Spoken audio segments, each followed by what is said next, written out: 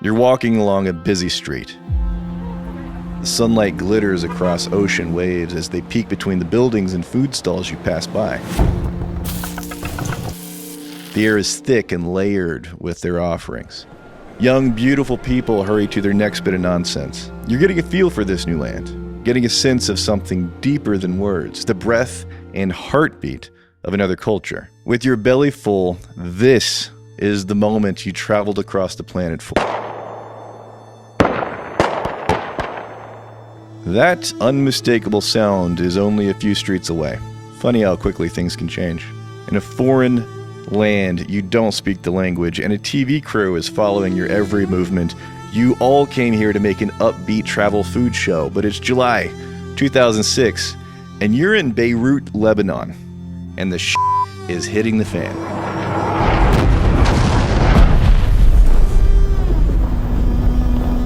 What do you do? In the case of Anthony Bourdain, he captured his experience as honestly as he could. The episode was later nominated for an Emmy, and he hated it. The story he evacuated Beirut with was not the story he wanted to tell. It wasn't the kind of story he dedicated his life to telling. In this episode, we're diving into the things that made Anthony Bourdain cheersworthy, or not.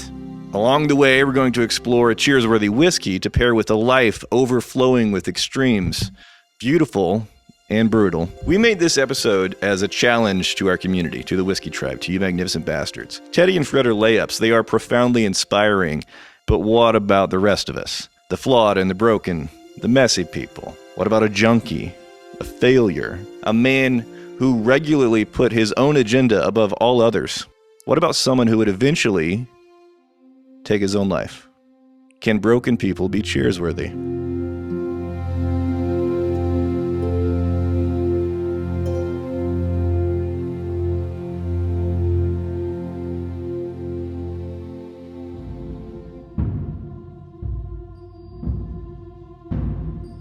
For Anthony Bourdain, we want an international whiskey. Even though he was born in America, he spent most of his time away from home, traveling up to 250 days a year. So another country's whiskey seems appropriate. And if we're looking at foreign categories, this is easy. He adored Scotland and Scotch whiskey, comparing it to the feeling of seeing an old friend again. Ooh, that's nice. Yeah. If we're getting a feel for who this guy really was, Anthony Bourdain was an influential American chef, an author, television personality who became famous for his love of global cuisines, cultures, and his ability to connect with people from all walks of life through food. Most people know that. But his work, his life, when you scratch below the surface, this wasn't just another celebrity chef with good timing. To understand how impressive Bourdain's accomplishments were, you need to wrap your head around one of the most impressive but often overlooked pieces of his story. This man did not have his shit together at all until he was 44 years old. Nice. I got plenty of time. Well, that's kind of my point. Your clock is ticking. I got a few months. Ah. I mean, I was desperately in debt, hadn't paid my rent in time ever, had owed Amex for 10 years without making a single payment, owed the IRS, hadn't even filed, was in very, very, very insecure place at age 44. Along the way, he was fired from several kitchens. He always had trouble paying the rent. And in a fit of frustration or creative expression or both, he wrote an article about his experiences. In a moment of hubris, I listened to my mom's completely unreasonable suggestion that I send it to the New Yorker. But they did publish it. The article, titled "Don't Eat Before Reading This," offered a candid, behind-the-scenes look at the restaurant industry, filled with insights, confessions, and Bourdain's signature wit. And that article's success quickly led to a book deal.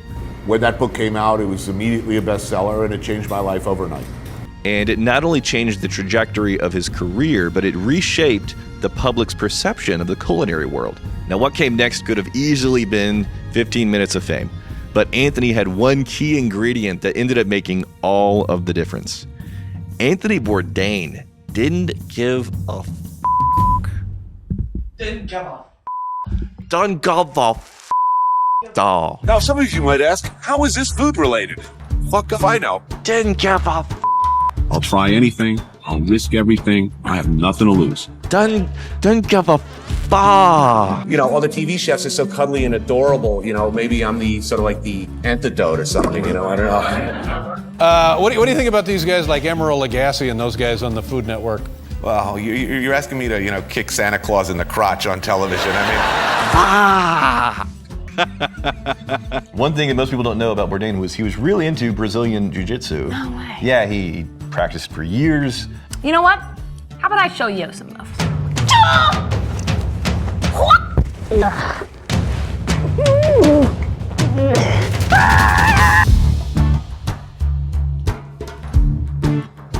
So Anthony Bourdain, one of the things that he was the most adamant about in his own life was challenging himself, trying new things. In the spirit of Anthony Bourdain, I'm gonna try an egg. I despise eggs. You should try some.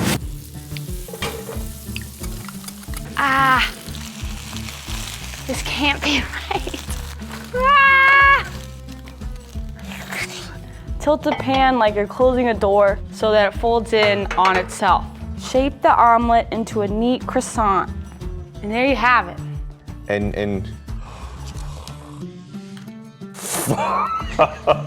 Get a little piece of ham in there. Jared, look, man. This is my first omelet.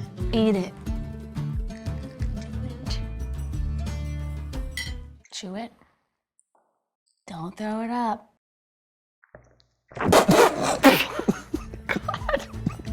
Yeah. Did you like it?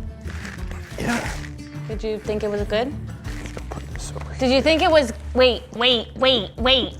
Throughout his life, Anthony Bourdain was defined by a tension between two things. The balance of hope and heartbreak defined him and his travels. He didn't just visit places, he embraced them. He saw meals not as mere sustenance, but as love letters to and from cultures he explored, weaving together narratives of history and tradition and the communal power of food. I think one of the most recurring themes in Bourdain's life was champion of authenticity no matter what, and it reminds me of this very funny episode. It wasn't funny for him at the time, but he is it's off the coast of Sicily. They hired a fisherman to be a guide and show them around and the cuisine and the culture and getting the food. So it was like, hey, you want to get some fresh seafood right out of the water? So they go on in a boat, and he's suspicious about whether or not you're going to be able to find any, actual sea life here. It's very busy, a lot of tourists. I'm thinking, really? Are these prime fishing waters? I don't know about this. And he's in the water, he's swimming around, and, as expected, he's not seeing anything. And then... And splash. Suddenly, there's a dead sea creature sinking slowly to the seabed in front of me. Are they kidding me? I'm thinking, can this be happening? He was so pissed off.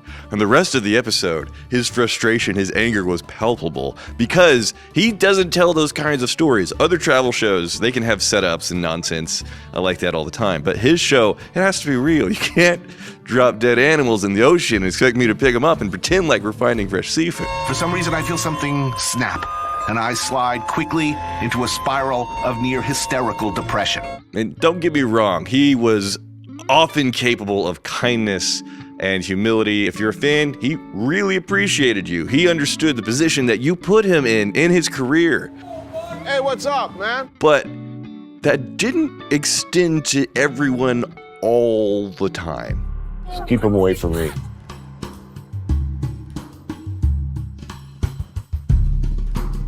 There were limits. Is that enough, man? You fucked up. Bourdain, above all, he just wanted to keep it real. I think a good example of how he balances that love affair with, being honest and authentic. It reminds me of an episode where he was in the Waffle House. Is the Waffle House universally awesome? You are welcome and treated equally with an experience. It's not just like, eating a plate of food. You're talking about it like a magical spiritual place. It's beyond a magical spiritual place. Did you say it's beyond a magical and spiritual place? Waffle House, wow. It is indeed marvelous. An irony-free zone where everything is beautiful and nothing hurts. Where everybody, regardless of race, creed, color, or degree of inebriation, is welcomed. He's acknowledging, it's like, there are elements of this that, yeah, you're right, this is kind of a beautiful place. And You know, it's always there, and you just got all walks of life. And, Yeah. I mean, it is ultimate comfort food. Yeah. You know? Yeah. Like you're just lathering butter on So there, he's grease, and just salty. He's leaning into this experience. He's open to, okay, the Waffle House. Yeah. Maybe it's magical. Let's see. Trust me, this is gonna change your life. No, you're wrong. That is kind of beautiful, though, you know? Whenever friends love something, you Yeah. want to love it with them. Yeah. But he has no fear of parting ways. Yeah. What No. the hell is that?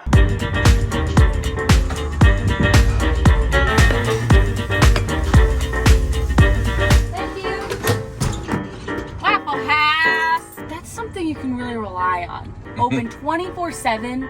Don't have anywhere to eat on Christmas, Thanksgiving? Come to freaking Waffle House. That's beautiful. How about your food? This episode is sponsored by Incogni. Hey, you know all those spam messages and the robocalls and the interruptions you're getting from people? Yes. Would you like those to be drastically reduced? Drastically is too big of a word. Would you like them to be reduced bigly? Yes. Okay, that's why Incogni is here. So there are thousands of companies that are collecting and aggregating and trading your personal information, but if you request it correctly, they do have to take your information out of their database. They do have to comply. Here's what they're keeping on you. Full name, email, home address, gender, phone number, education, IP information, relatives, alias, social security number, employment history, and shopping habits. That's everything I have. I have used Incogni. I went through the process. They did all the takedown requests on my behalf, and I saw a drastic reduction on the number of interruptions and spams. So do I have to tell them what companies are likely contacting me? They go out into the web and they tell you, here's all of the databases that have your information. Okay. You don't have to go take it out of that. They find it. Yes, they find it, and then they ask you, would you like us to take your information out of these databases? And I'm assuming you're going to say, Yes. here you go. Clearly. And they'll give you progress reports along the way. They'll let you know, here's at what stage in that takedown process these various companies are at to remove you from their databases. I made an amazing, compelling case last time why you should be doing this. I'm beyond caring at this point. Yeah. This is now your fault Okay. that this is happening. I'm gonna go to incogni.com/whiskeytribe and use code whiskeytribe to get 60% off an annual Incogni plan. Anthony never saw himself as normal. Because let's face it, anybody who writes a book or goes on TV with the notion that they have a story worth telling that people might want to listen to, you're really already, by definition now, a sort of an aberrant personality and a monster of self-regard. This is a very unreasonable attitude. I have a story that you will want to listen to for 10 minutes. And I might make a living doing that. Some of you might even want to pay for that story, to the point that I could make a living doing that rather than washing dishes or preparing meals. That's not normal.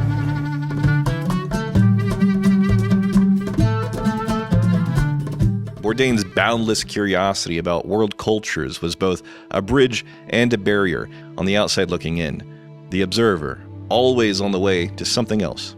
But in some ways, his struggles were all too common. Is it worse to be someplace awful when you're by yourself?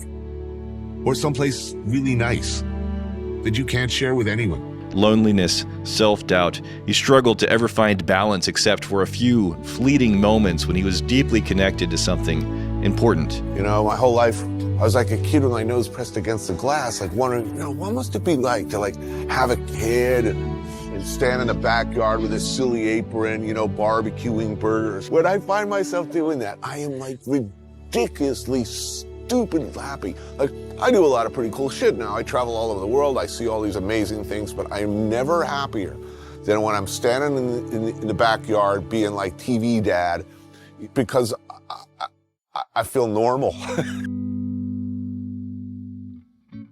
At his core, Anthony Bourdain was a romantic, an inner world inspired by books and music and movies. And like his voice in Kitchen Confidential, he just wanted to pull back the curtain and find something beautiful. But he didn't flinch if he also found something challenging. In Haiti, in the Caribbean, they've been through some bad stuff. Yeah. He shows up there, he's like, you know what? So let's go there and show the people, show the amazing food, and show the history. Yum. Looks like Collard greens, yeah. And he notices kind of surrounding them are all these mostly guys, and they're looking pretty hungry. Gathering just outside the view of our lenses.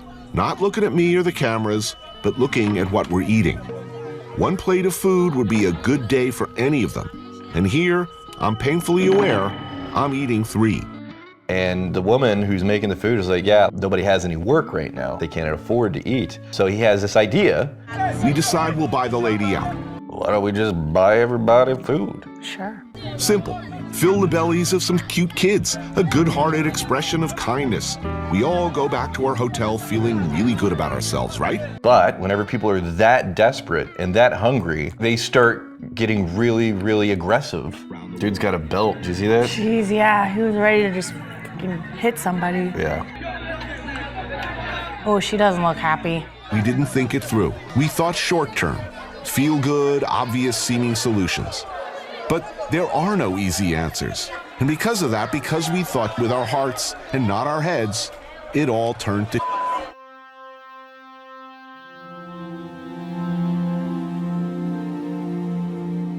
Bourdain's legacy is a beacon for those who yearn to see the world not just as it could be, but as it is. Beautiful, yet broken. Can those of us who didn't become a hero to millions of children or charge into gunfire on horseback be cheersworthy? Or is there a purity test where a person must pass before we can learn something from them? I hope not, because most of us are tragically human. There's times I'd love to ride into my next battle on a stallion like TR. But in the words of Steve Monroe, I rode into battle on a motherfucking moped. He was killed in action in October of 2022. Steve's friend shared that comment about his cheersworthy companion in the Mr. Rogers video. I'm pretty sure I would have liked Steve. And I'm pretty sure I would have liked getting to know Anthony Bourdain despite his struggles, because it's often our struggles, our work, our effort that define us. We can learn a lot from him. His commitment to exploration, a defiance of comfort zones, bringing people together, the hope of a late start. Which brings us to the final reason why we have the Balvenie 14 Caribbean cask as the cheersworthy spirit. Anthony Bourdain's love usually had to be earned. That's why the single malt scotch that I chose needs to rise to the challenge.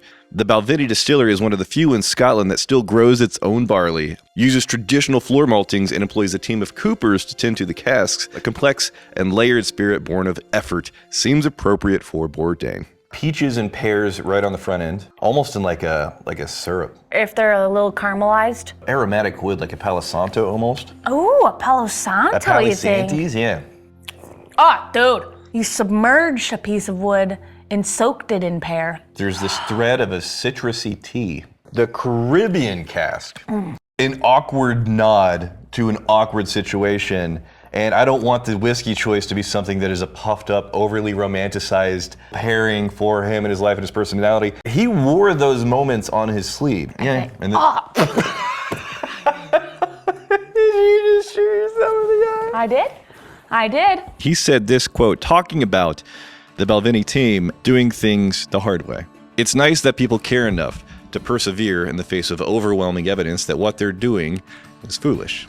At the end of the last video, I told you that this new chapter, these kinds of videos, are swimming upstream, at odds with modern algorithms and their corporate interests. As expected, YouTube wasn't very interested in showing it to many people, so it got half the views of an average video, but unexpectedly, you magnificent bastard showed up with double the average number of likes and comments.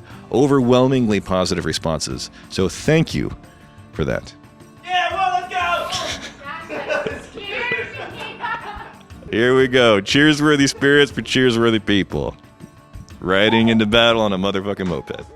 We're going to have a Will It Distill episode coming up soon that we've been planning for a long time. Very excited about it. We're going to have a guest come in. We're going to distill something that is classic. Let me put it that way. Classic. Next week, we'll talk about how we're collectively diving deeper into your favorite, most cheersworthy whiskeys. Until then, in the comments, who should the next cheersworthy person be?